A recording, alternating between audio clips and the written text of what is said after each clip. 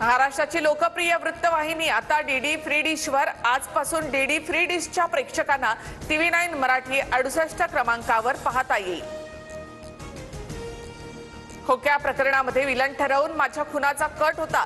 खोक्या हरणांना मारून त्यांचं मांस सुरेश धस यांना पाठवतो असं सांगून बिश्नोई यांच्या काही लोकांना मुंबईमध्ये आणण्यात आलं होतं। सुरेश धस यांचा खळबळजनक दावा। बिश्नोई समाजाच्या लोकांना कुणी मुंबईत आणलं? खोक्याच्या आडून बिश्नोई समाजापर्यंत जाण्यामागे कुणाचं डोकं याची चौकशी व्हावी, धसांची मागणी। कटाबाबत सर्व माहिती धस मुख्यमंत्री फडणवीसांना देणार। सुरेश धस यांच्याकडून सहानुभूती मिळवण्याचा प्रयत्न, खोक्या हरणांचा मांस धसांना द्यायचा असं स्थानिकांचं म्हणणं। टीपी मुंडेंचा सुरेश धस यांच्यावर निशाणा। सुरेश धस यांना फसवलं जातंय। हरिण आमचा देव, आम्ही कधी मारलं नाही। घरी सापडलेलं मांस हे रानडुक्कर आणि बकऱ्याचं होतं। खोक्या भोसलेची पत्नी तेजू भोसलेकडून स्पष्ट।